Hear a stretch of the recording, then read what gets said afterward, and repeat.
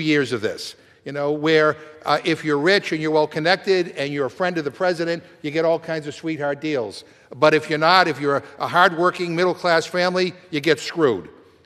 People have had it. People have had it. They see through this. But to say that you're not in control when you've been cutting programs that have helped poor children, that have helped middle-class families, when you've given tax breaks to multi-millionaires and billionaires, give me a break. Mr. Speaker, I yield 2 minutes to the gentleman from Mississippi, the distinguished ranking member of the Committee on Homeland Security, Mr. Thompson. Gentleman from Mississippi is recognized. Mr. Thompson. Thank you very much, Mr. Speaker. I appreciate the time from the gentleman from Massachusetts. Mr. Speaker, Congress must not give ICE or CBP another dollar while they are killing Americans in our streets.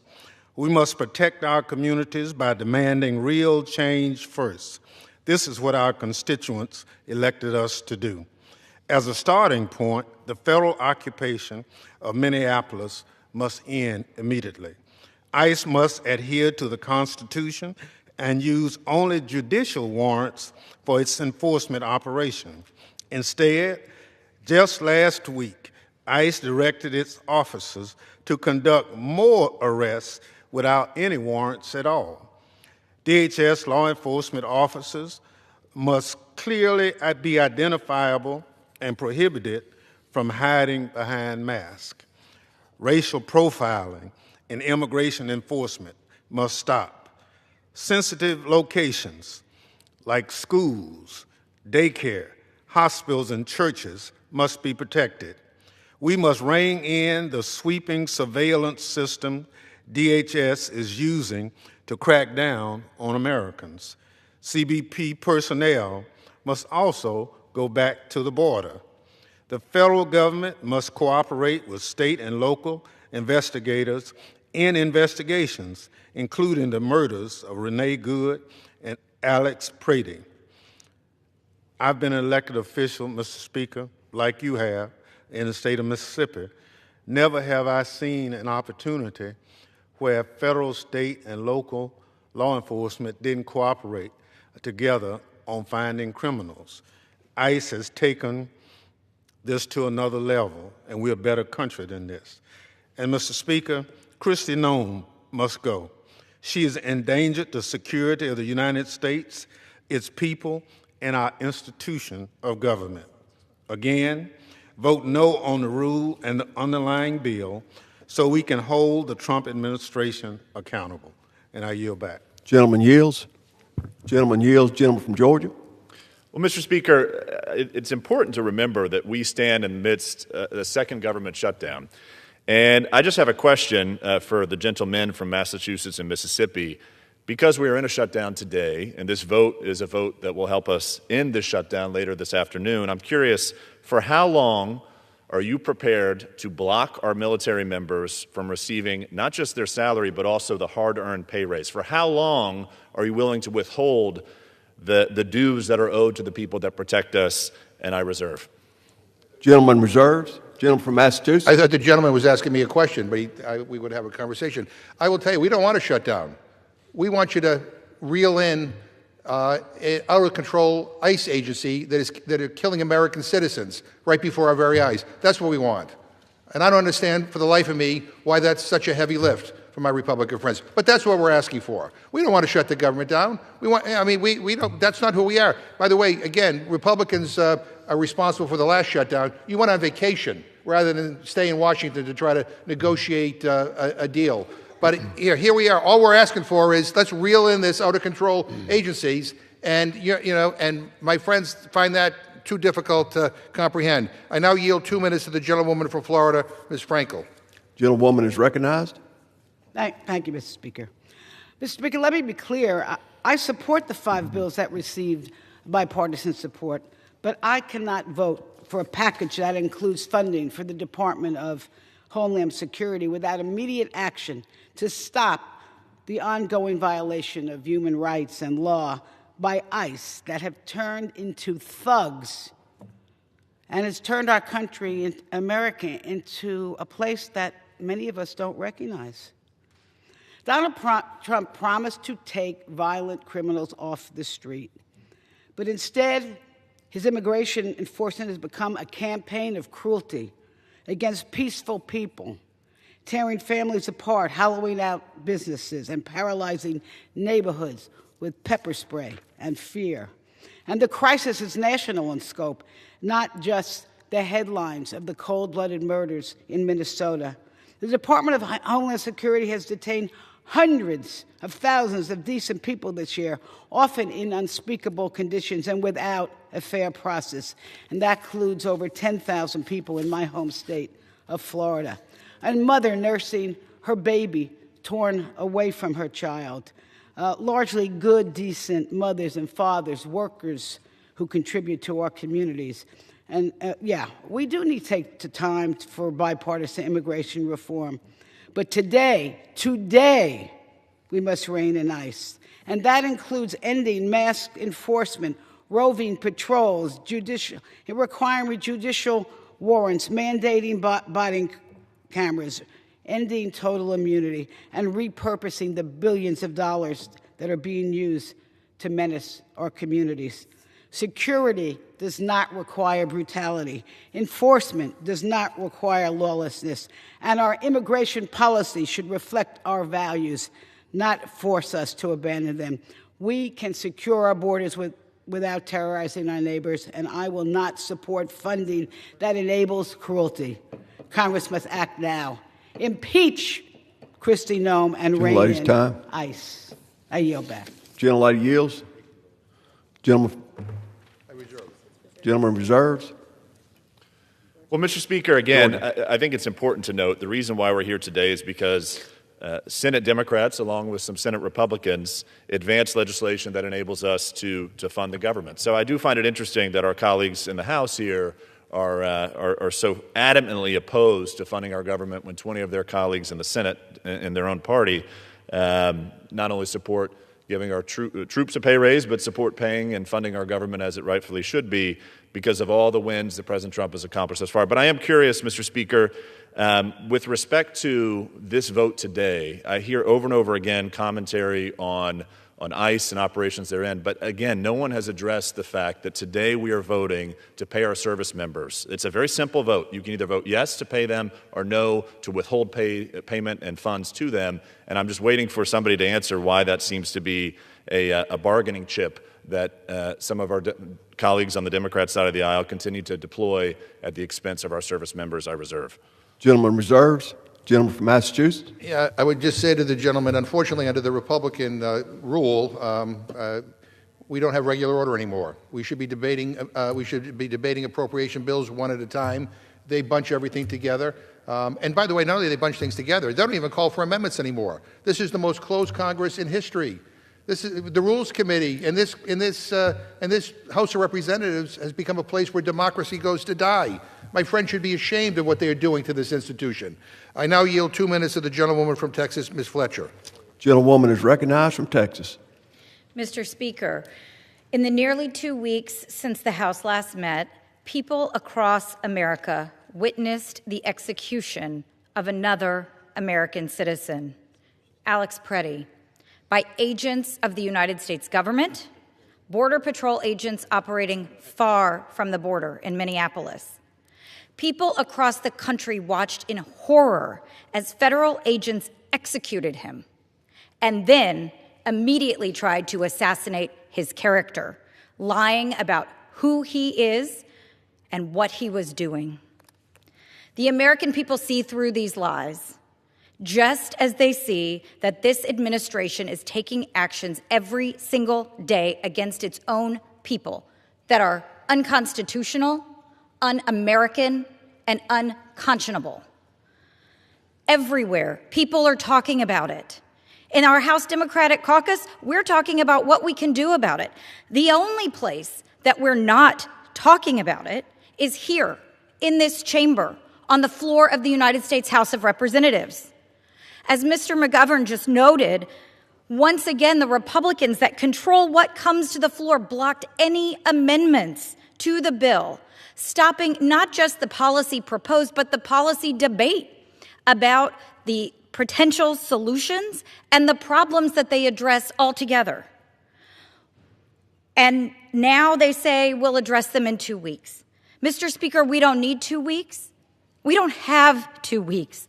When Americans are being killed, detained, harassed, and silenced by their government, there should be no higher priority for the U.S. House of Representatives than for the entire Congress than protecting the people that we represent and protecting the Constitution that gives us all of our rights. It is being violated daily by this administration and by officials who have sworn an oath to protect it, just as we have as members of Congress. But we are not doing that here today, and that's why I'm voting no on this rule and urge my colleagues to do the same. Thank you, Mr. Speaker. I yield back. Gentlelady yields. Gentleman from Georgia. Well, Mr. Speaker, our Democrat colleagues have tried to distract from the historic achievements reached in 2025 by mischaracterizing the work of the House Committee on Rules with weaponized statistics taken out of context. I would like to remind my colleagues that barely over a third, or 37%, of rules this Congress have been closed at the discretion of the Committee on Rules, meaning for the vast majority of closed rules, there were not any amendments that could even be made in order.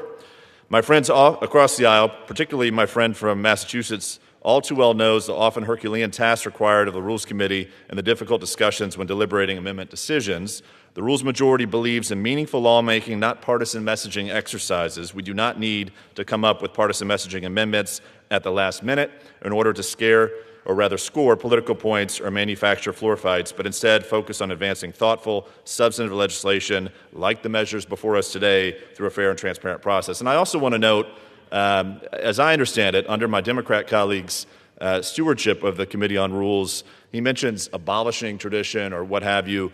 Well, I think it's helpful to note, Mr. Speaker, that under his leadership of the Committee on Rules, they abolished the centuries-old tradition of the motion to recommit with instructions. I think we would all benefit from an explanation of abolishing that centuries-old tradition and a right of the minority.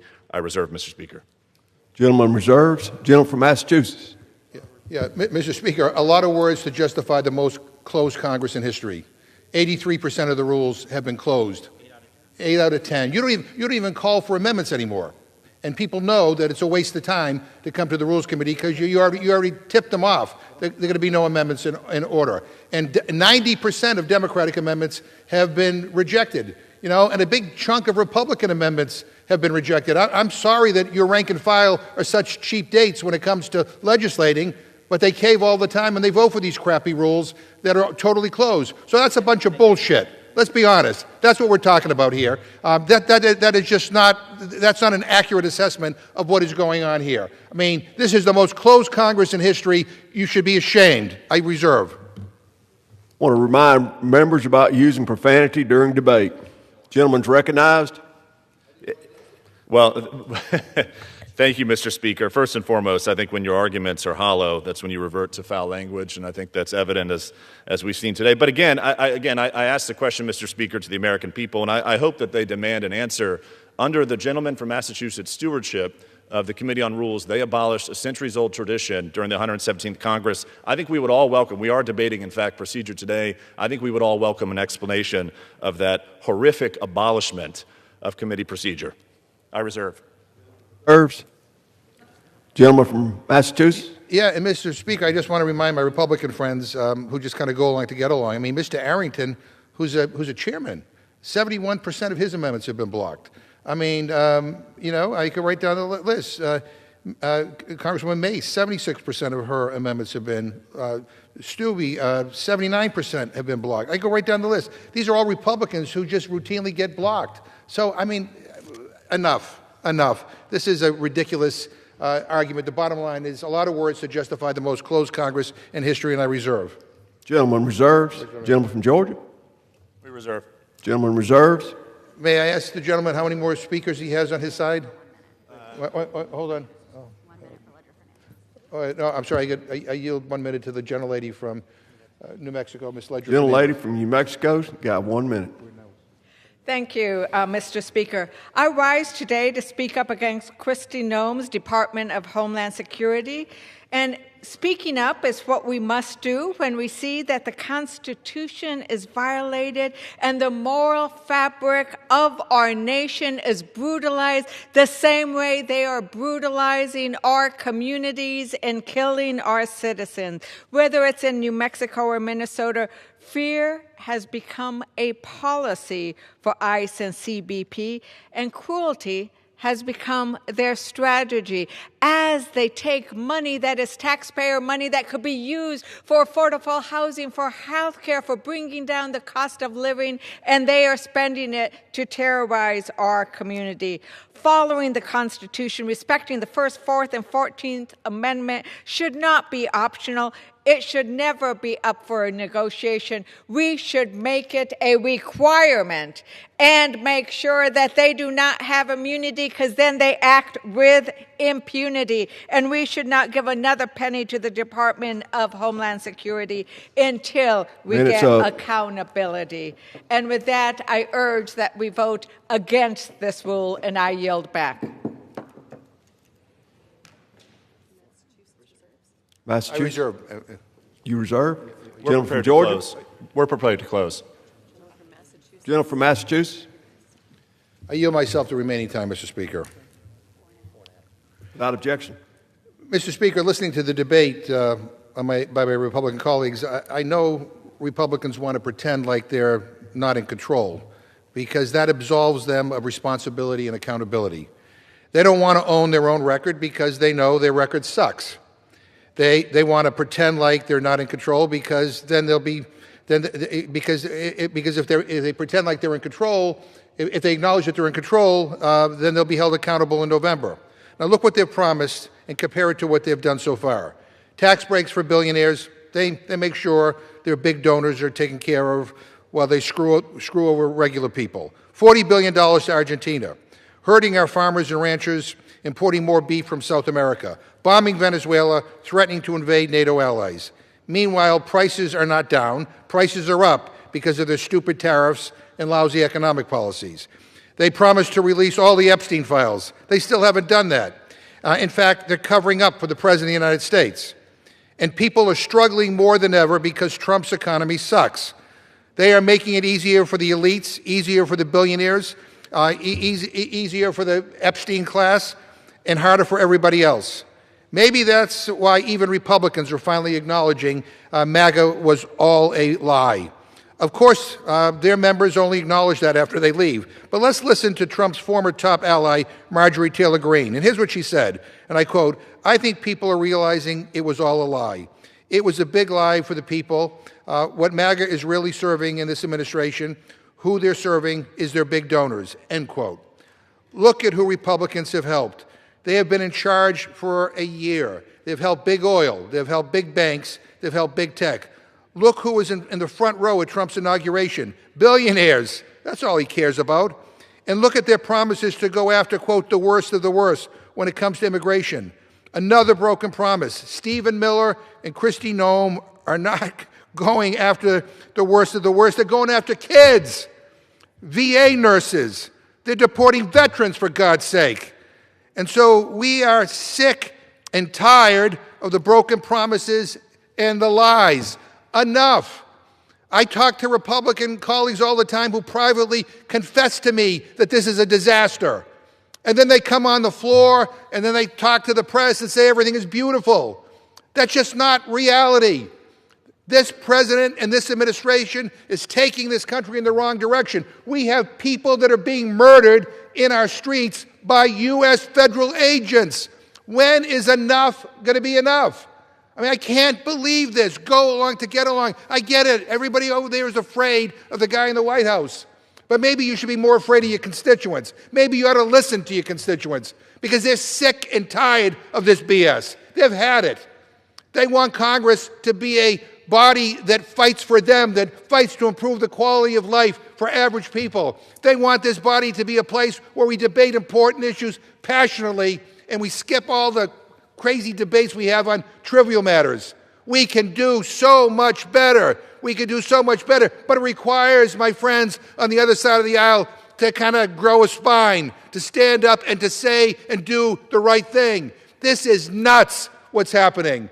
people being murdered in our streets, federal agents crashing into people's homes without a judicial warrant, former off-duty police officers being detained by ICE. I mean, you know, people with brown and black skin being detained routinely by ICE.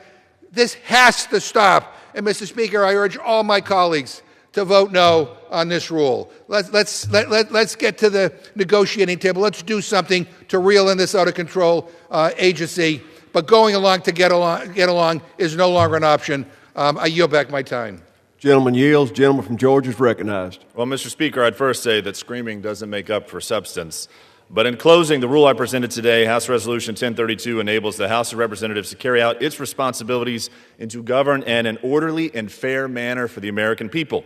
And as a reminder, a yes vote on this rule enables us to consider legislation that ends the Democrats' second government shutdown and ensures that our government remains fully open. It ensures that our soldiers, our sailors, our Marines, our airmen, and our guardians are paid on time and receive the pay raise they so rightfully deserve. A yes vote on this rule enables us to consider legislation that protects working families, seniors, and small businesses in the District of Columbia by allowing the House to address actions that deny them the benefits of historic tax relief enacted by Congress. A yes vote on this rule enables us to consider legislation that strengthens America's economic and national security by advancing domestic mineral production, something we didn't talk about enough today, which reduces our reliance on foreign sources and supports job creation here at home. And finally, a yes vote on this rule enables us to consider legislation that preserves equal debate, protects the rights of the minority, and allows members on both sides of the aisle to fully participate in the legislative process. Mr. Speaker, this rule allows the House of Representatives to govern and to deliver on the responsibilities entrusted to us. I urge my colleagues to vote yes on this rule. Mr. Speaker, I hope those watching enjoyed our lively debate with the gentleman from Massachusetts and his colleagues. Although for any families watching, I hope they edited out the gentleman's foul language and taking the name of the Lord in vain. But let's see which arguments prevail, because we're about to vote. So, Mr. Speaker, I yield back the balance of my time and move the previous question on the resolution. Gentleman yields. The question is on ordering the previous question on the resolution. Those in favor say aye. Those opposed say no. In the opinion of the chair, the ayes have it. Mr. Speaker, Gentleman is recognized. I ask for the yeas and nays. Gentleman recognized. Ask for the yeas and nays. The yeas and nays are requested. Those favoring a vote by the yeas and nays will rise. A sufficient number having risen, the yeas and nays are ordered. Pursuant to Clause 8 of Rule 20, further proceedings of the question will be postponed. Pursuant to Clause 12A of Rule 1, the Chair declares the House in recess for a period of 15 minutes. Less than 15 minutes.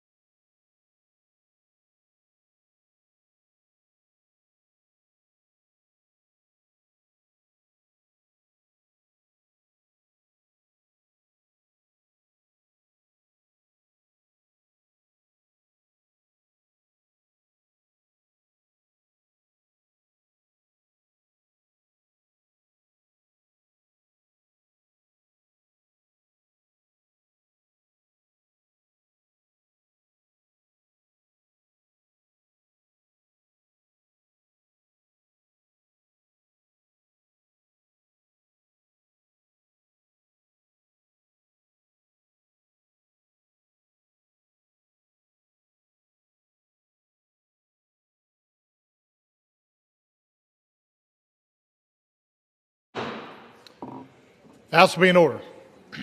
Proceedings will resume on questions previously postponed. Votes will be taken in the following order.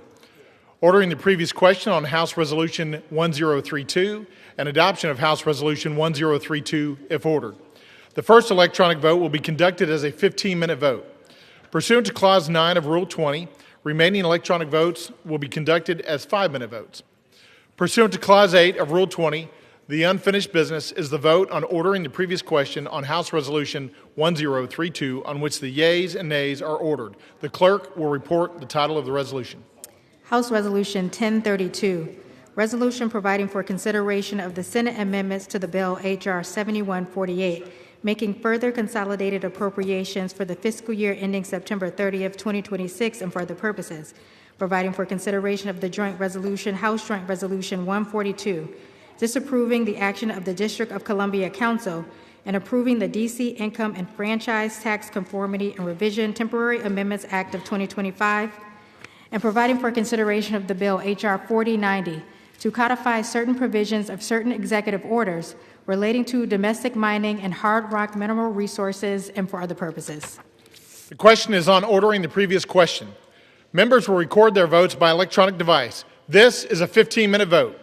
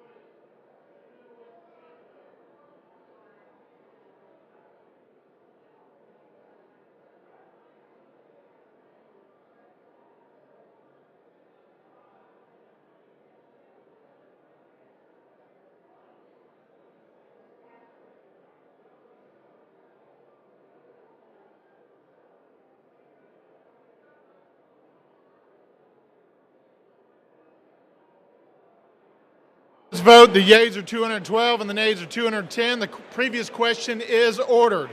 The question is on adoption of the resolution. Those in favor say aye.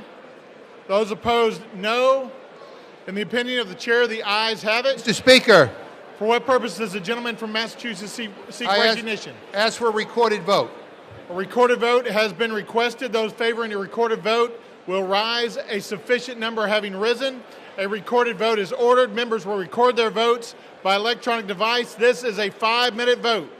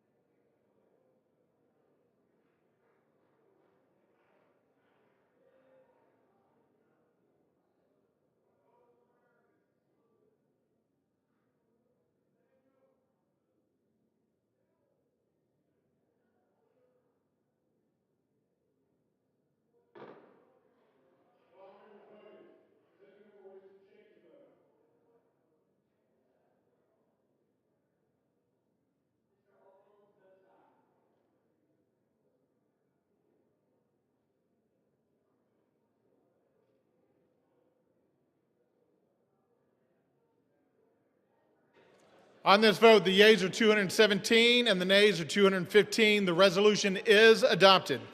Without objection, a motion to reconsider is laid on the table.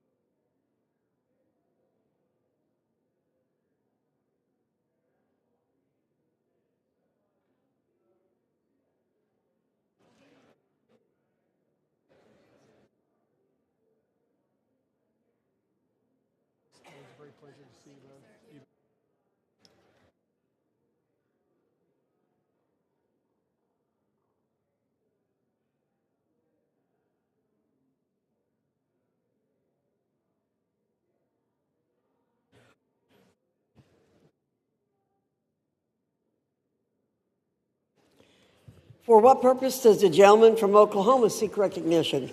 Madam Speaker, pursuant to House Resolution 1032, I call up the bill H.R. 7148, the Consolidated Appropriations Act 2026, with the Senate amendments thereto, and I have a motion at the desk. The clerk will report the title of the bill, designate the Senate amendments, and report the motion. H.R. 7148, an act making further consolidated appropriations for the fiscal year ending September 30th, 2026, and for other purposes. Senate amendments. Mr. Cole of Oklahoma moves to concur in the Senate amendments to H.R. 7148. Pursuant to House Resolution 1032, the motion shall be debatable for 1 hour, equally divided and controlled by the chair and ranking minority member of the Committee on Appropriations or their respective designees. The gentleman from Oklahoma, Mr. Cole, and the gentlewoman from Connecticut, Ms. DeLauro, each will control 30 minutes. The chair recognizes the gentleman from Oklahoma. Madam Speaker, I ask unanimous consent that all members have 5 legislative days to revise and extend their remarks and include extraneous material on the measure under consideration. Without objection. Madam Speaker, I yield myself such time that I may consume. The gentleman's recognized. Thank you, Madam Speaker. The House has done a tremendous job these last few months as we've finalized true bipartisan bicameral bills to fully fund our government in a member-driven, district-focused way. 6 of those bills have been signed into law by President Trump, fully funding those departments and agencies through the end of the fiscal year. While the remaining 6 bills have all passed the House, we're dealing with a partial government shutdown that could have and should have been avoided. Funding the government is not an optional exercise. It's the most basic duty we have in Congress. 2 weeks ago, the House and the Senate struck a bipartisan and bicameral deal to move forward on these remaining appropriations bills for fiscal year 2026. The House acted expeditiously to pass these bills, marking historic progress for our appropriations process and the return to regular order that every member of this chamber wants to see. I share the frustrations of many that the Senate altered our deal at the last minute. But our obligation is not to these emotions, it's to the American people. While we all worked hard, especially our Cardinals, to ensure that all 12 bills would be signed into law before the January 30th deadline, the Senate has put us on a different path. The best choice before us is to pass these 5 bills and the short-term stopgap for the Department of Homeland Security. This approach delivers full-year funding to more than 95% of the government and avoids the consequence of inaction. To continue the government shutdown would be to repeat all the same mistakes my friends across the aisle made in October of last year, throwing federal employees into chaos and confusion while they are forced to work without pay, wreaking havoc on our airports while TSA and FFA are unfunded, putting undue stress on our military families, and causing further instability to the United States economy. Shutdowns are never the answer. They don't work. They only hurt the American people. So today, lawmakers in this chamber have an opportunity to avoid repeating past mistakes.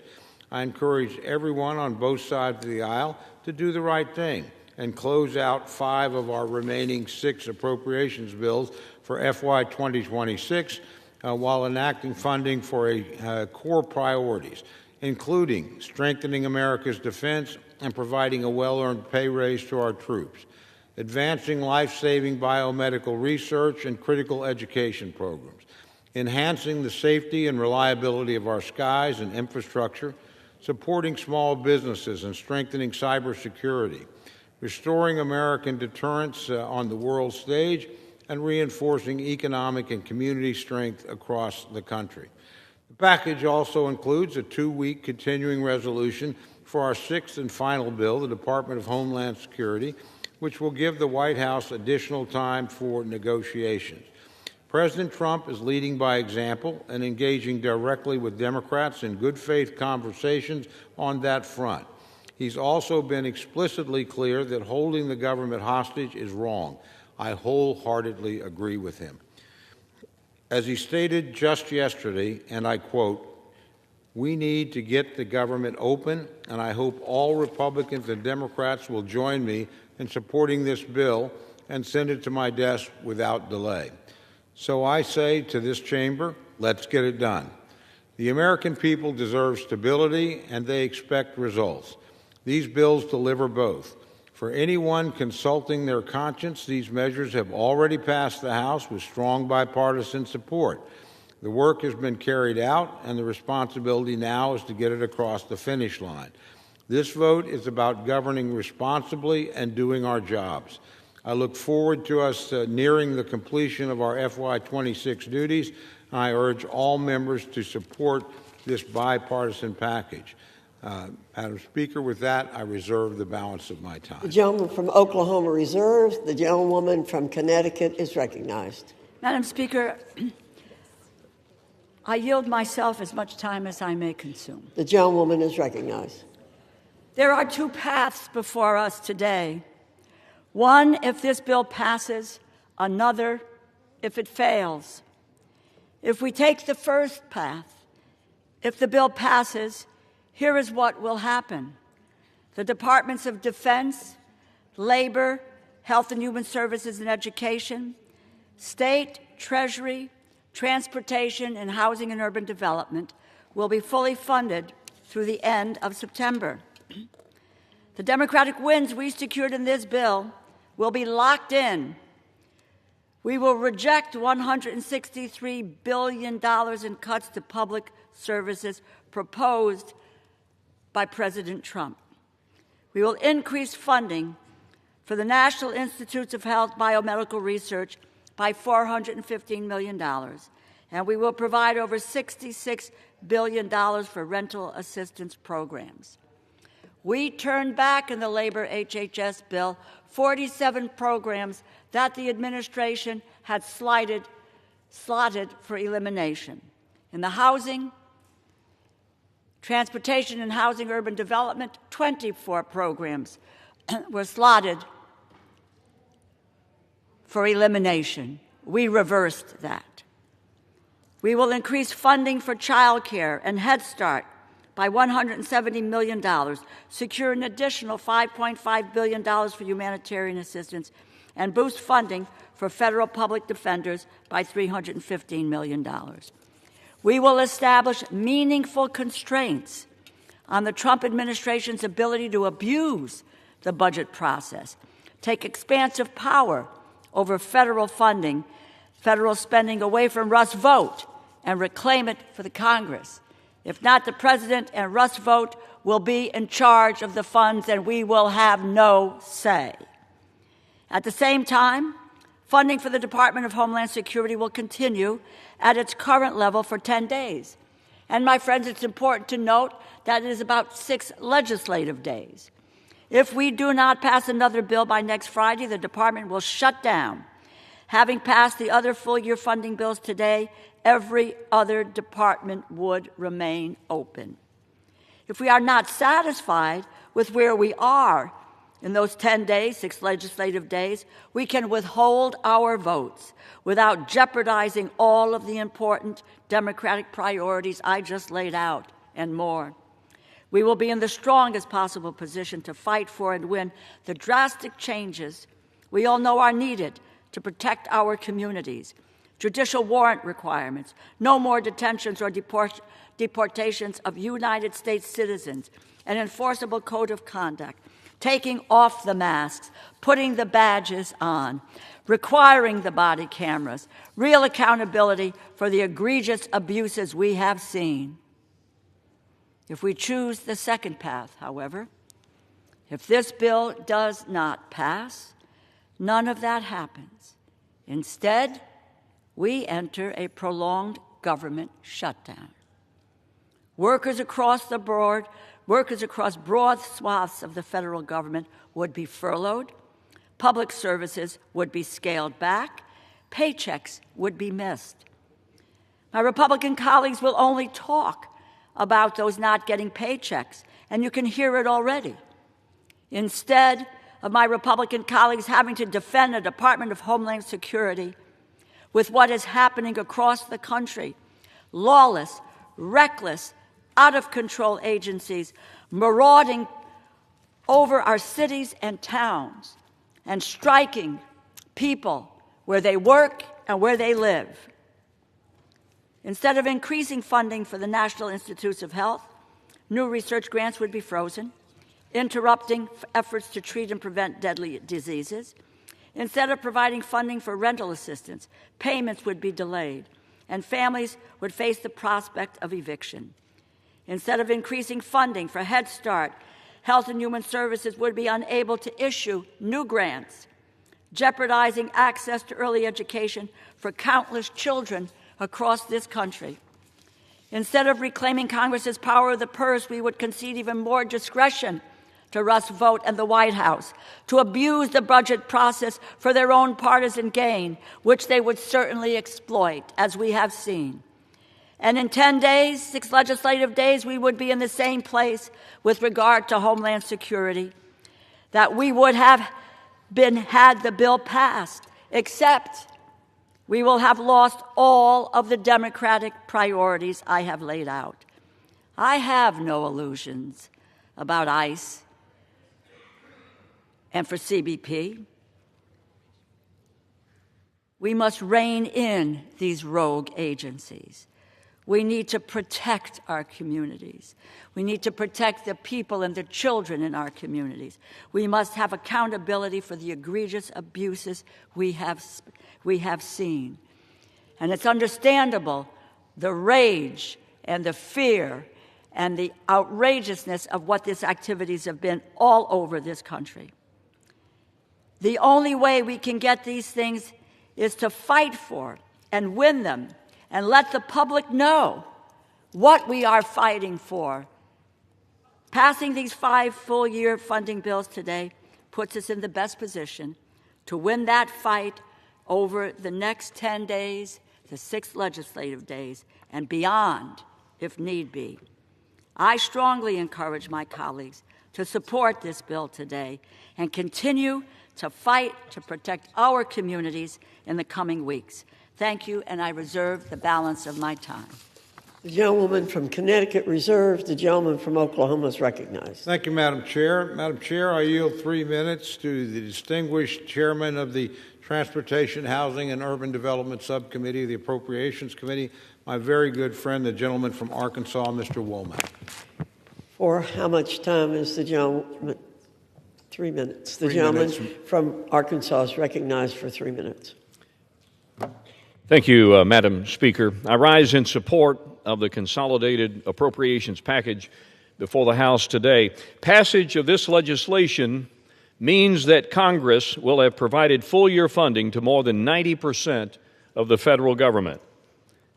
And it marks an important departure from the unfortunate norm in which Congress too often fails to meet its Article I responsibility. There are many highlights worth noting in this package. In providing for the common defense, the legislation strategically increases funding to ensure that our military continues to be the most lethal in the world, while also ensuring that our allies have the tools they need to help us defend democracy. The package also makes investments in biomedical research and small business development. Together, these measures and more support a more prosperous America. Madam Speaker, I chair the Transportation, Housing, and Urban Development Subcommittee. My division of this legislation cuts back unfocused spending and reduces bureaucratic bloat. Before I get into specifics, let me just thank my subcommittee ranking member, Jim Clyburn, for his partnership. He's been a great friend, and he's been an invaluable asset and partner through this process, and I appreciate his dedication to crafting this division of the bill and advancing the entire package. The THUD division invests in what matters to the American people: economic growth, safe and efficient mobility, and housing affordability.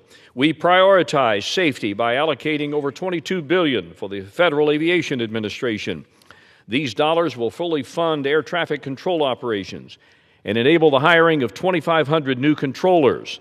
It'll jumpstart the modernization of outdated facilities and equipment, strengthening the safety and reliability of our national airspace system. We provide more than $64 billion for highways, taking care to send the overwhelming majority of these dollars back to the states, because it's at the state level where the best decisions are made, not here in Washington. We also provide funding to address our nation's shortage of safe and available truck parking. America's truckers work tirelessly to keep our grocery stores stocked, our packages delivered, and our supply chains moving. Ensuring they have a safe place to park between long drives is common sense, and this bill delivers on that promise. At the same time, we preserve housing assistance for the most vulnerable, such as youth aging out of our nation's foster care system, while promoting affordability through flexible, locally driven programs that allow communities to expand housing supply without the micromanagement of the federal government. It does all these things while saving millions of hard-earned American taxpayer dollars. I want to thank my subcommittee staff, Avery, Andrew, Doug, Mary Beth. Your hard work and diligence has been indispensable throughout this process, and know that I'm deeply grateful to have each one of you on my team. An additional 30 seconds, Madam Speaker. So I'm going to take that 30 seconds and brag on this guy right here, Tom Cole. He has re-engineered, somewhat reinvented, a lost appropriations process, and I am eternally grateful, and I know I speak for the American people in thanking Mr. Cole for his leadership. I want to thank my colleagues for this bipartisanship that's been exhibited by this package. And a yes vote today takes us one step closer to restoring the confidence that the American people should have in this Congress. And with that, Madam Speaker, I yield back the balance. The gentleman's time has expired. The gentleman from Oklahoma reserves. The gentlewoman from Connecticut is recognized. Madam Speaker, I yield 4 minutes to the gentleman from Maryland, the distinguished ranking member of the Financial Services and General Government Subcommittee, Mr. Hoyer. The gentleman from Maryland is recognized for 4 minutes. I thank the ranking member of the Appropriations Committee for yielding, and I thank the Speaker.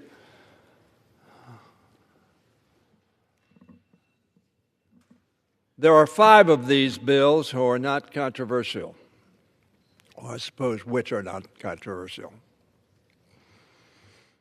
I urge my colleagues to vote for them, to keep the government operating, to make sure that our federal employees come to work and do their job for the American people and get paid for it. There is one bill in this package that is very controversial. There is one bill in this package that the overwhelming majority of our side thinks should not be in the bill. But I remind my colleagues that bill is funded for the next 10 days or 6 legislative days. And during that period of time, we intend to raise very substantial concerns about the operations that are being carried out not only in Minneapolis but in other parts of our country by the Immigration, Customs, and Border Patrol agents.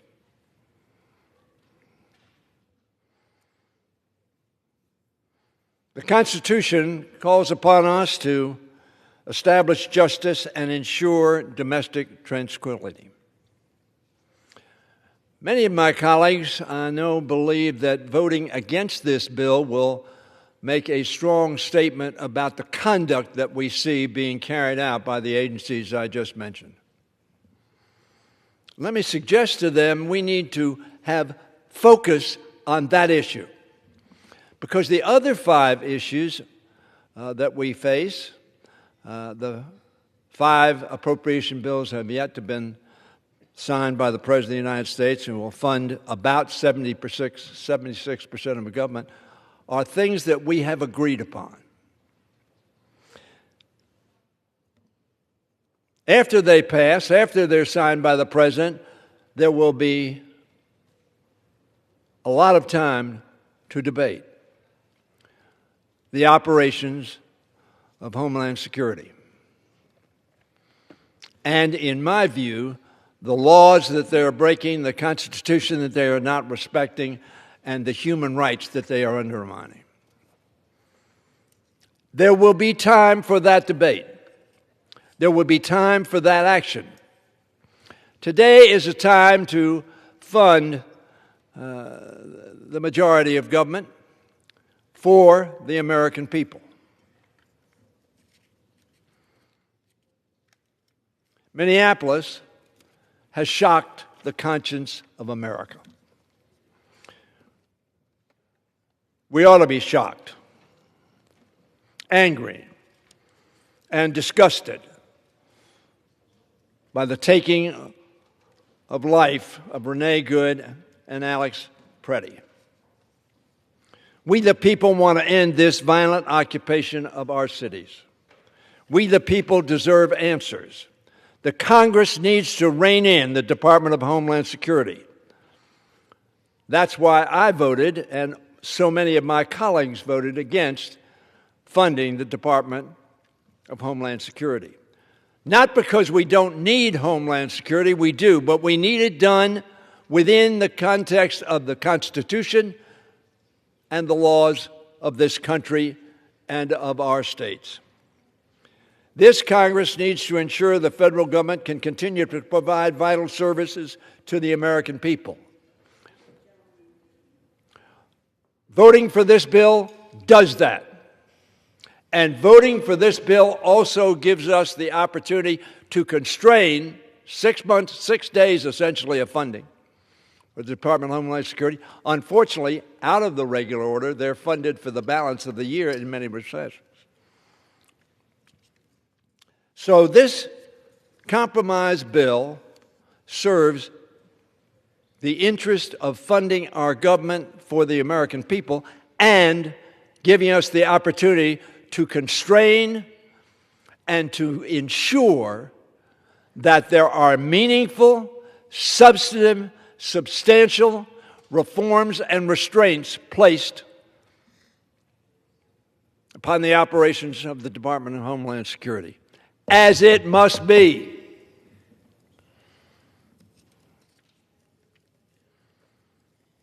It is essential that we unmask Trump's federal immigration agents, force them to abide by the local law enforcement standards for use of force, and use warrants. I yield the gentleman another minute. The gentleman's recognized for 1 more minute. Throughout this year's appropriations process, we have seen Donald Trump and Russell Vought trample on this Congress's power of the purse. Some will admit that, some will say it silently. If there were ever a time for this Congress to exercise that power, it is now. So let us pass 5 bills on which we have agreement, substantially restrain and stop the funding of DHS a week from this Friday, and then come to an agreement on honoring the Constitution, the laws of this country, and the conduct of law enforcement. Let's pass this bill and then focus on that which the country wants us to focus on like a laser for them, for the people. I yield back my time. The gentleman's time has expired. The gentlewoman from Connecticut reserves. The gentleman from Oklahoma is recognized. Thank you, Madam Speaker. Madam Speaker, I yield 3 minutes to my very good friend and the distinguished chairman of the Labor, Health and Human Services and Education Subcommittee of the Appropriations Committee, the gentleman from Alabama, Mr. Adderholt. The gentleman from Alabama is recognized for 3 minutes. Thank you, Madam Speaker. I rise today, as my colleagues are, in support of FY26 appropriations package, which, as it's been said, provides the full year funds for 5 out of the remaining 6 appropriation bills. Unfortunately, funding these bills is not an optional thing. It's a part of our constitutional requirement, and we must act on our commitment to the American people. With this bill that is before us today, the government will continue operating effectively and provide stability for the American people. The path forward in this legislation reflects President Trump's negotiations and direction to avoid a long-term partial shutdown and keep the government operating without further disruptions. As chairman of the Labor, Health and Human Services and Education Related Agencies Subcommittee, I'm honored to work with the ranking member of this subcommittee, Ms. DeLauro, who also serves as ranking member of the full committee, in making sure that what we do in this legislation provide funding for critical projects that provide support and for jobs for local growth in our districts. The Labor, Health and Human Services bill on the floor today balances the need for responsible fiscal stewardship while maintaining key investments in biomedical research, schools, and in public health. Thanks to the negotiations on a bicameral, bipartisan level, funding decisions have moved through a deliberative, member-driven process that emphasizes transparency, accountability, as well as timely consideration. The Labor H bill before us demonstrates the will of the American people who want new priorities and accountability in government, including priorities to make America healthy again and make America skilled again. Investments in this bill are directed to where they matter most, into life-saving biomedical research and resilient medical supply chains, classrooms and training that prepare the next generation for success, and rural hospitals and primary care to end chronic disease epidemic. These measures are part of an agreement that keeps the FY26 spending levels below the spending that was projected under the current continuing resolution, which delivers real savings for the American taxpayers. Enactment and passage of a full-year appropriation is vital. In conclusion, I want to thank the staff on both sides of the majority and the minority for all their hard work in getting this bill across the finish line. Thank you, Madam Speaker. Once again, I urge my colleagues to support the underlying bill, and I yield back. The gentleman yields back. The gentleman from Oklahoma reserves. The gentlewoman from Connecticut is recognized. Madam Speaker, I yield 4 minutes to the gentleman from South Carolina, the distinguished ranking member of the Transportation, Housing, and Urban Development Subcommittee, Mr. Clyburn. Gentleman from South Carolina is recognized for 4 minutes. Thank you very much, Madam Chair, and I thank the gentlelady for yielding me the time. Madam Chair, I rise as ranking member of the Transportation and Housing Appropriations Subcommittee in strong support of this bipartisan legislation, in large measure because it freezes funding for the Department of Homeland Security at its current level, while allowing for several days, 10 to be exact, for us to continue to zero in on that segment of the legislation and hopefully reach a bipartisan agreement. But we have already reached bipartisan agreements on 5 other sections. And one of those in this bill includes $113 billion in discretionary spending for transportation and housing programs and reflects a renewed commitment to addressing the affordability crisis and improving the safety of our transportation systems. For housing, the bill prevents the eviction of more than 4 million low-income households served through HUD's rental assistance programs, including those currently served by Section 8 and public housing. The bill reinforces efforts to combat homelessness by increasing funding for homeless assistance grants by $366 million. It protects investments for mayors and governors by providing $3.3 billion for the popular Community Development Block Grants Program. And it includes $58 million for housing counseling assistance for renters and first-time homebuyers, and $8 million to continue legal aid for eviction assistance. For transportation, the bill invests in the safety of the flying public by increasing FAA operations by nearly $230 million, enabling the hiring of 2,500 new air traffic controllers. It increases funding for the air traffic control towers and facilities by 26% above fiscal year 2025. The bill also protects investments for continuing Amtrak service along the Northeast Corridor and National Network by providing $2.4 billion. And the bill also includes $100 million for the 2026 World Cup and $94 million for the 2028 Olympics to help transit agencies manage local transportation in support of games across the country. Madam Chair, this year's transportation and housing bill will provide greater economic certainty to communities across the country and improve the day-to-day lives of everyday people. I urge my colleagues to support this legislation, and I yield back the balance of my time. The gentleman yields back. The gentleman from Connecticut reserves. The gentleman from Oklahoma is recognized. Thank you very much, Madam Chair. Madam Speaker. Madam Speaker, I yield 3 minutes to my very good friend, distinguished chairman of the Subcommittee on Defense of the Committee on Appropriations, the gentleman from California, Mr. Calvert.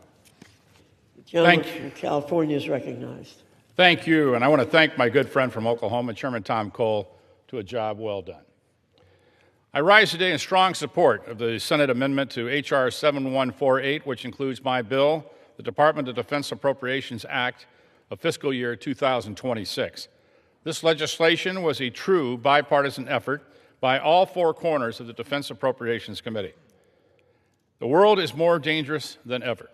China continues its rapid military expansion. Russia and Iran remain persistent threats. Illicit drugs continue to harm Americans here at home.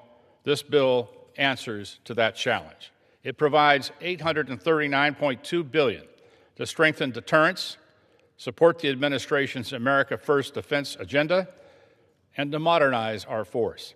It invests in next-generation aircraft, the nuclear triad, critical munitions, missile defense, naval power, funding 17 new ships, and sustaining fleet readiness. The bill also drives innovation and efficiency, delivers a 3.8% pay raise for our service members, strengthens counter-drug efforts, and invests in our defense industrial base and infrastructure. These are strategic investments to protect the American people, project strength abroad, and I urge all my colleagues to support this bill. And with that, I yield back the balance of my time. The gentleman from California yields back. The gentleman from Oklahoma reserves. The gentlewoman from Connecticut is recognized. Madam Speaker, I yield 4 minutes to the gentleman from Hawaii, a member of the Appropriations Committee, Mr. Case. The gentleman from Hawaii is recognized for 4 minutes. Thank you, Madam Speaker. I rise in support of this member as a member of the Appropriations Committee, as well as of our subcommittees on defense and on homeland security. Madam Speaker, I join the vast majority of Americans in condemning the actions of immigration and customs enforcement. Brutality and death in our streets, so-called leaders trashing victims and their grieving families, warrantless searches, fear in our own citizens. I had a state senator in my own district tell me this last week that she was fearful of going out to talk to her constituents in her district without her passport. This is unacceptable, this is un-American, and ICE must be reformed. And until it is, neither it nor its parent entity, the Department of Homeland Security, should be fully funded. And the best way for us to reform ICE is to keep our laser focus on ICE reform. And this measure does exactly that. It gives this administration and my majority colleagues 10 days to work with us all to do the right thing, and unless the right thing is done, we should not fund the Department of Homeland Security. But this measure also funds 70% of our federal government rather than shut it down again. And let me focus on just a few areas where this is critical. Let's start with defense, half of our total budget. In a time that it is critical to our national security that our Defense Department be fully operating, be fully focused, be nimble, be quick, the ability to adjust, and yet we have kept our Defense Department essentially crippled for 16 months now since the last time that we funded it in regular order and gave it direction through funding and oversight was fiscal year 2024. They've been operating on a continuing resolution for 16 months now, and that cripples national security. That is a national security risk. No new programs, procurement that is excessively expensive because it cannot function over multi-years, no effective system-wide modernization. Any military leader will tell you that the worst thing going for it right now, in a time when it has to adjust to the PRC, to Russia, across a variety of focuses, is now that it needs full flexibility. Financial services and general government, this bill funds the federal courts. Can we envision a time in our history when it was not more important that the federal courts be fully staffed and funding? I don't think so. This bill funds Social Security. It enables Social Security to continue to function for the millions of Americans who depend on it at a time when Social Security is being crippled by staff cuts. Foreign affairs. This bill provides continued security assistance to our friends and allies throughout the world. It maintains some effective projection of presence out there into the world. It funds the Countering PRC Influence Fund that is so important to us. Transportation, the Federal Aviation Administration, it funds the FAA so that our air transportation system can continue to fund. Federal workers overall, who have borne the brunt of our failure to appropriate in regular order, millions throughout our country, it helps them by assuring them that they can continue without great doubt. We must pass this measure now, and it must not be, need not be. I yield the gentleman an additional minute. Additional minute. It must not be, need not be, and will not be at the expense of ICE reform. We sacrifice none of that mandate to reform ICE by passing this bill today. I would finally say to our Department of Homeland Security employees out there who have served us so well through so much difficulty, to the Federal Emergency Management Agency, Homeland Security Investigations, Customs and Border Protection, Transportation Security Administration, you do critical work for us. And we apologize to you that we must create uncertainty to you for the foreseeable future, but we ask you to understand that reforming ICE is critical not just to those that are suffering at the hands of ICE. It is critical to our country. You will be paid. You will be paid because this continues your pay. But the uncertainty, until we get this resolved, you must live with. We appreciate your cooperation. With that, I yield back. The gentleman's time has expired. The gentlewoman from Connecticut reserves. The gentleman from Oklahoma is recognized. Thank you, Madam Speaker. Madam Speaker, I yield 3 minutes to my very good friend, my classmate, the co-chairman of the full committee and the chairman of the subcommittee on national security and related programs, distinguished gentleman from Florida, Mr. Diaz-Balart. The gentleman from Florida is recognized for 3 minutes. Thank you, Madam Speaker, and to Chairman Cole. Actually, I'm going to reserve what I'm going to say about Chairman Cole to the end, but also to the ranking member of the full committee, Congresswoman DeLauro, Congresswoman Frankel, the subcommittee ranking member. Look, this full-year funding really refocuses our nation's foreign policy in historic ways. It focuses on U.S. national security, but it does so while also restoring fiscal sanity. In this area, in the foreign policy arena, it actually reduces spending by 16%. But within those really historic reductions, the bill does more to counter our adversaries like China, Iran, the cartels in our hemisphere, and to support our allies and friends. It does a lot more, but spending a lot less money. Madam Speaker, the bill increases funding to counter fentanyl. It increases support for religious freedom and to address religious persecution around the planet. It maintains our longstanding pro-life provisions. And this bill removes controversial funding directives like the UN climate change.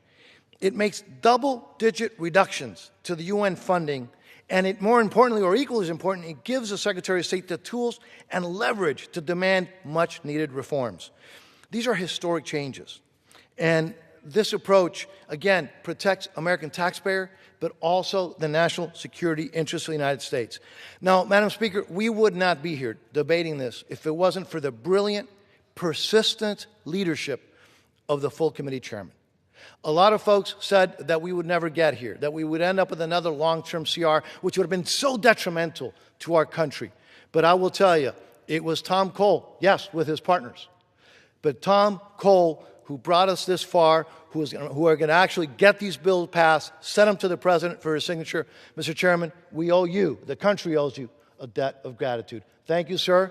I yield back, Madam Speaker. The gentleman from Florida yields back. The gentleman from Oklahoma reserves. The gentlewoman from Connecticut is recognized. The gentlewoman reserves. I'm sorry. The gentleman from Oklahoma is recognized. Thank you very much, Madam Speaker. Madam Speaker, I yield 1 minute to my very good friend, the distinguished gentleman from Guam, Mr. Moylan. The gentleman from Guam is recognized. Thank you, Madam Speaker, and thank you to my friend Chairman Cole for the great work you have done on the appropriations. And that is why I rise today in support of the measure before us. The Senate amendment preserves the 5 bipartisan funding bills that this chamber has agreed to while giving us the necessary time to come to an agreement on Homeland Security funding. We simply cannot allow our troops or federal employees to miss another paycheck. If we fail to send this bill to the President's desk today, this shutdown will continue to drag on and limit access to the programs that Americans across the country rely on for health care, for education, and national security. Now, in Guam, where the enlistment rate is the highest in the nation, many of our families rely on a timely paycheck for everyday needs. This bill strengthens support for our service member and includes 3.8% pay raise for all military personnel and continues to pay rate increases for our junior enlisted service members. So I strongly agree and urge my colleagues to support this measure and to support the American people.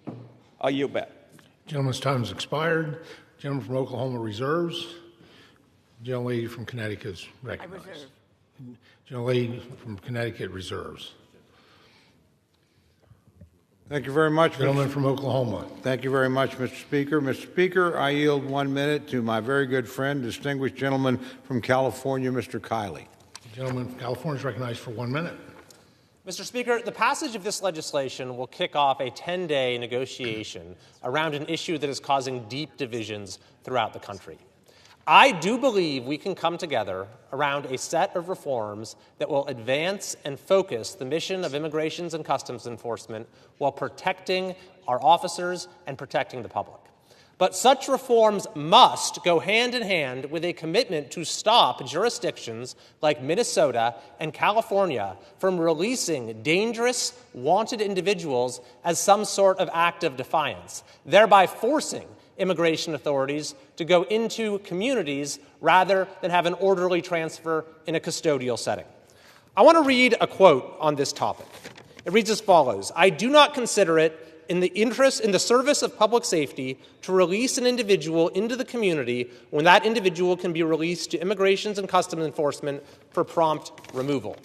That statement comes not from President Trump, not from Secretary Noem, but from Alejandro Mayorkas, President Biden's Secretary of Homeland Security. The gentleman an additional 30 seconds, Mr. Speaker. The gentleman is recognized for additional 30 seconds. Mr. Speaker, if even Secretary Mayorkas can recognize the folly of these so-called sanctuary policies, then all of us on both sides of the aisle should be able to hear as well. I yield back. Back. Gentleman from Oklahoma reserves. Gentlelady from Connecticut reserves. Gentleman from Oklahoma. I would advise my friend I'm prepared to close whenever she is. Gentlelady from Connecticut is recognized. Thank you, gentleman. I just want to outline for a moment the impacts of the failure to pass the 5 bipartisan House-passed spending measures, what that would do.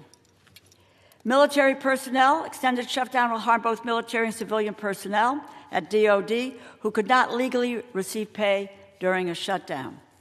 Federal courts will no longer have funding to sustain full paid operations, and the courts can only carry out limited functions.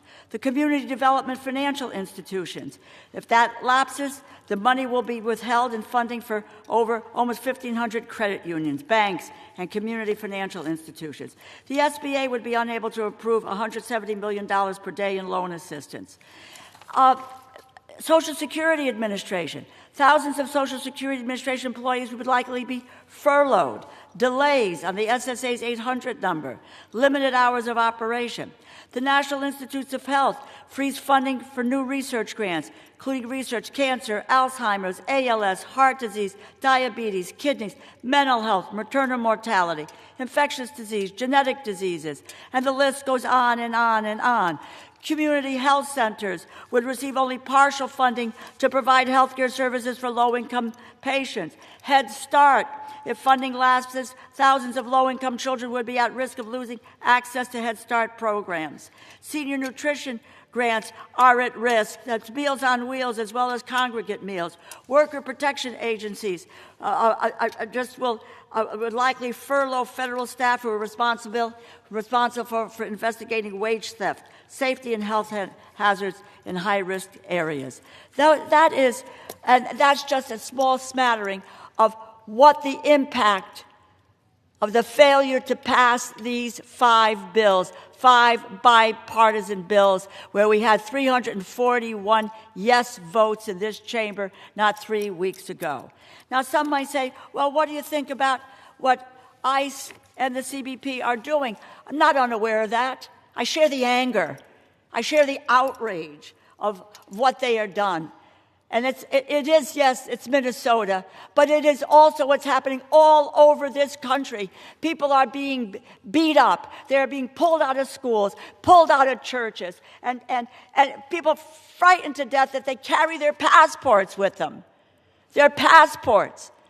And they're American citizens, and they're frightened. What have we proposed in this area? And that's when we were doing the appropriations bills. Prohibition on detaining or deporting U.S. citizens, reducing funding for ICE, prohibition on the use of Border Patrol and CBP officers, and a requirement for DHS law enforcement to use body-worn cameras. Require reporting on the use of force. Training standards. They should be trained in de-escalation.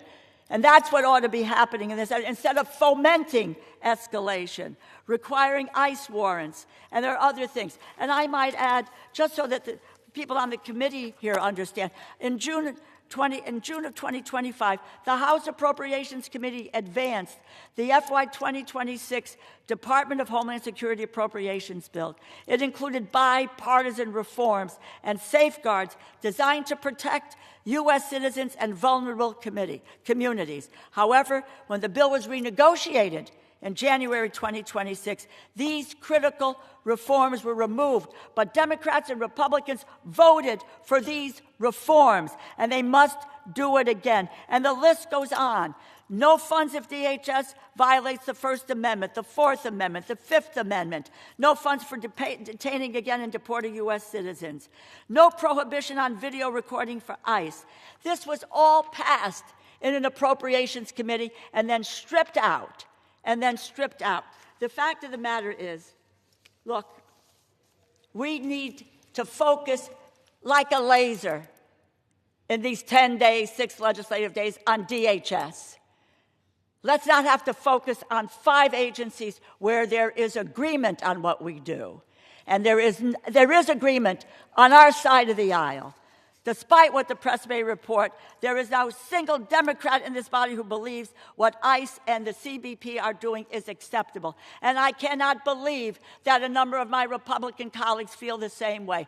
Let us focus in on the Department of Homeland Security. Let the public understand the nature of the fight. Quite honestly, let my Republican colleagues, let the administration defend the Department of Homeland Security and its lawlessness and recklessness when the majority of this country is seeing what they are doing. We all want the same thing. We want to keep our constituents safe. We want to stop the violence in the streets. We want to end chaos in our communities.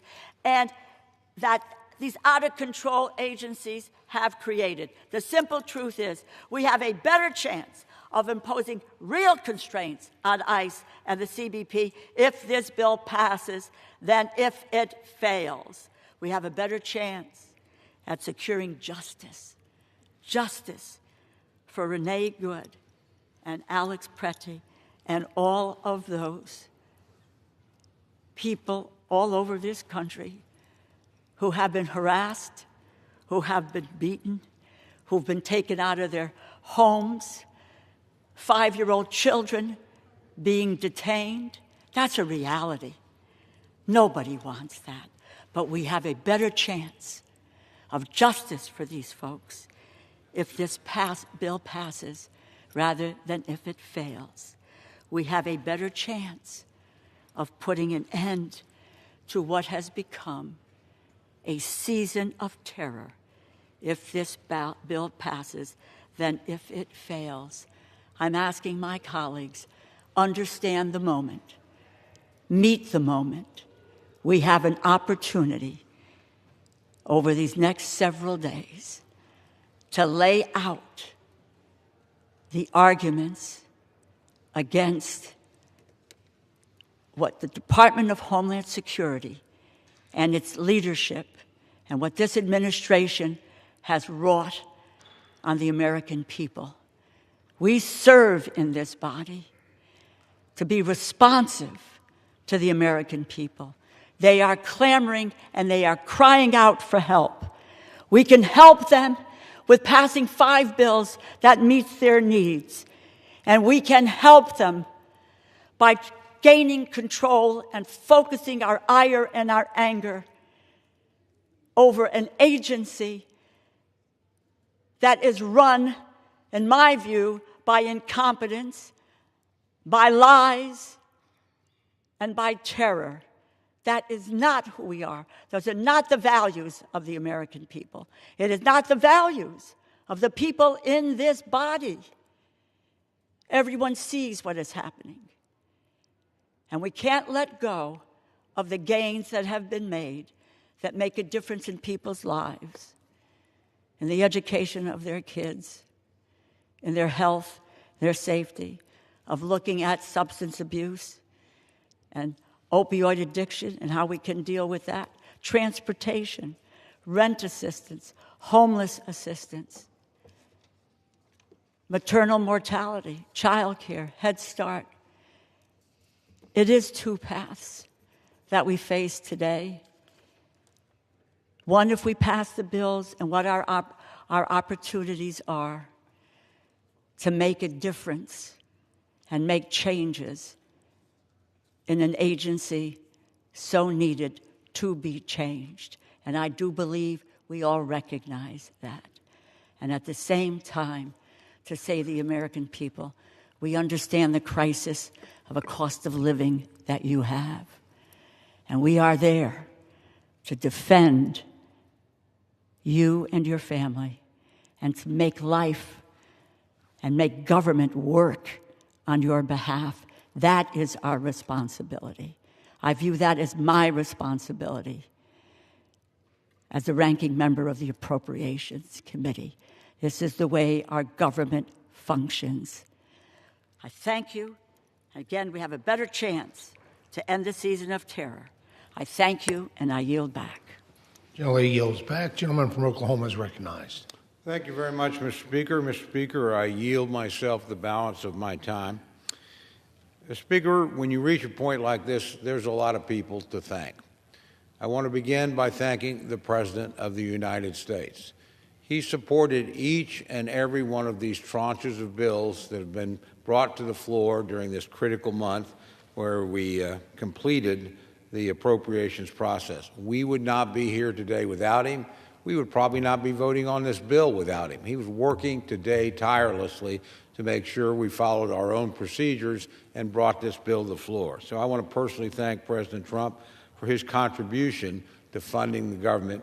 People forget around here, he has to sign the bills. If he doesn't sign them, believe me, he can sustain any veto he cares to cast. He's used his influence and his power constructively to bring us together across partisan lines and to pass what are bipartisan, bicameral bills, and I'm eternally grateful for that. Mr. Speaker, I want to thank my own leadership. I don't know where Speaker Johnson got his patience from, but it must be God-given, because his support throughout this process, working with us, never giving up, trying to restore regular order has been incredible and I think unparalleled in the history of the speakership, in my view. I want to thank the other members of our leadership, Leader Scalise, Whip Emmer, Conference Chair McClain. They all worked really hard to make sure that we could come together, work across the lines, give us the freedom and flexibility that we needed, but also provide the persuasion that was necessary both within our own ranks and across the aisle. I want to thank especially the Cardinals and the ranking members of the subcommittee. The ranking member and I agree. We had tried to force decision-making down because we trust our Cardinals and ranking members. They know their subjects. They know one another. They work together. Without them, and they solved most of the issues that were before us, we wouldn't be here. And that model worked well because the people that we relied on, our chairman and our ranking members, were people that we know and trust, and frankly, that know one another and trust one another and work well together. I'm extraordinarily proud of this committee for what it did. I also particularly want to thank my friend, the ranking member, across the aisle. Now, we don't always agree. As a matter of fact, once our mutual friend and former colleague, Ambassador Rahm Emanuel, called us the odd couple. That may be true. We don't usually start in the same place. But we are here today able to fund the government, 76% of the government of the United States, because of the ranking member and because of her leadership and her hard work to find common ground. I admire her tremendously as a person. I appreciate her as a working partner. We also had working partners in the United States Senate. We didn't have Chairman Collins. We didn't have Ranking Member Patty Murray. We wouldn't be here either. Again, this is not just a bipartisan or a House agreement. This is a bicameral agreement, and those institutional lines are sometimes more difficult than the partisan lines to negotiate. We managed to do that. I'm proud of each and every one of my ranking partners, but particularly the ranking member of my committee, the Appropriations Committee in the House. So we've had a lot of folks that have worked hard, and we may have some disagreements in the coming days. Probably will. I'd be surprised if we don't. But I know if we work hard, we can work through them and get to a successful conclusion. My friend, for instance, mentioned body cameras. I couldn't agree more. It was something we added in the bill, but it was something she advocated for and championed. We agree on the need for additional training. There's lots we can find in common as we try to work through this, and I hope we're able to do that. But the important thing today, Mr. Speaker, is to finish the task. To take these bills, which represent the vast majority of things where we have found common ground and agreement in a process of give and take and good faith efforts and compromise and debate, and make sure that they pass and reach the President's desk so we do not put American federal workers and American soldiers and American public servants out of work. We let them do their job on behalf of the American people.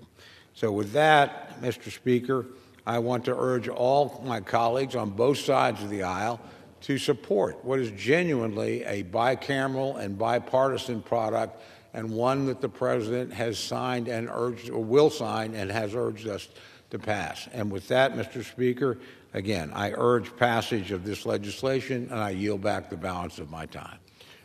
All time for debate has expired. Pursuant to House Resolution 1032, the previous question is ordered. The question is on the motion by the gentleman from Oklahoma, Mr. Cole. All those in favor say aye. Those opposed, no. The ayes have it. The motion is agreed to, and without objection, the motion to reconsider is laid on the table. Lady Speaker, I requested yeas and nays. Yeas and nays. The yeas and nays are requested. Those favoring a vote by the yeas and nays will rise. A sufficient number having risen, the yeas and nays are ordered. Members will record their votes by electronic device. This will be a 15-minute vote.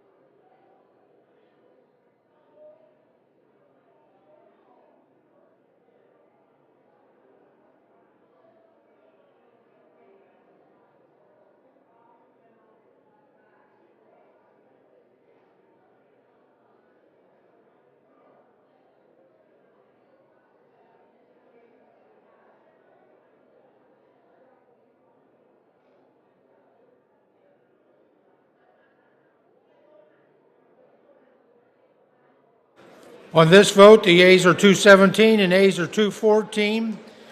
Without objection, the motion is adopted. Without objection, the motion to reconsider is laid on the table. All right.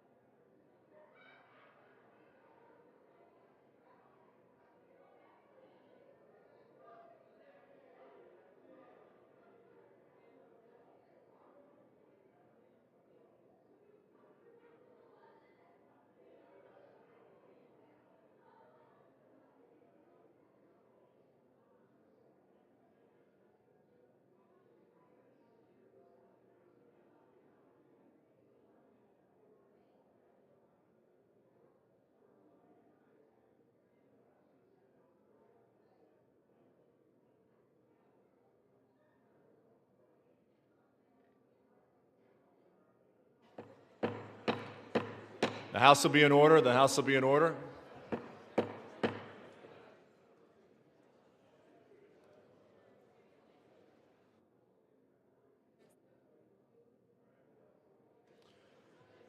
For what purpose does the gentleman from Nebraska seek recognition?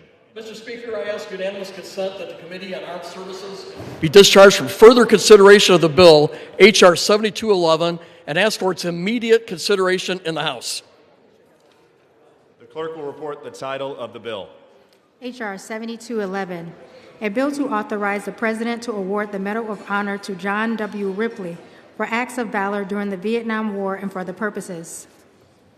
Is there objection to the consideration of the bill? Without objection, the bill is engrossed, read a third time, and passed, and the motion to reconsider is laid on the table.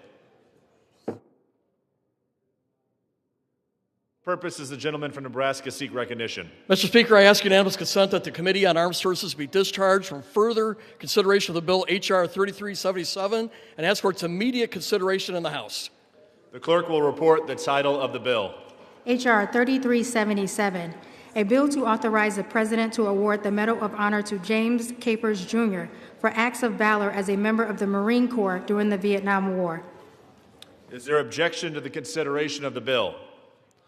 Without objection, the bill is engrossed, read a third time, and passed, and the motion to reconsider is laid on the table.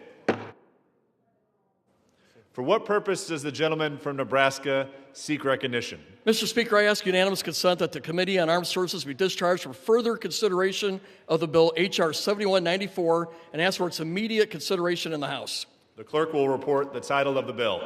H.R. 7194, a bill to authorize the President to award the Medal of Honor to Kareem N. Dockery for acts of valor as a member of the Army while serving in Afghanistan. Purpose does the gentleman from Nebraska seek recognition? Mr. Speaker, I have an amendment at the desk. The clerk will report the title of the bill. The clerk will report the title of the amendment. Yeah, the whole amendment. Just let her start reading the amendment. Amendment in the nature of a substitute to H.R. 7194, offered by Mr. Bacon of Nebraska. Strike all after the enacting clause and insert the following. To dispense with the reading of the amendment. Without objection, the reading is dispensed with. And without objection, the amendment is agreed to. The bill is engrossed, read a third time, passed, and the motion to reconsider is laid on the table. Without objection, the title is amended.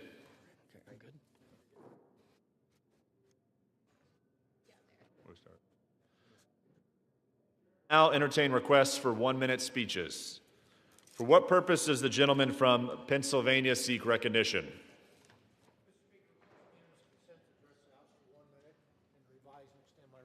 Without objection, the gentleman is recognized for 1 minute.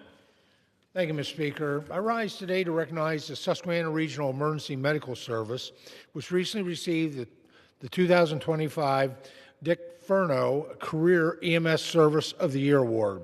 This is one of the top national awards in emergency medical services and highlights organizations that exemplify outstanding care, innovation, and commitment to the people that they serve.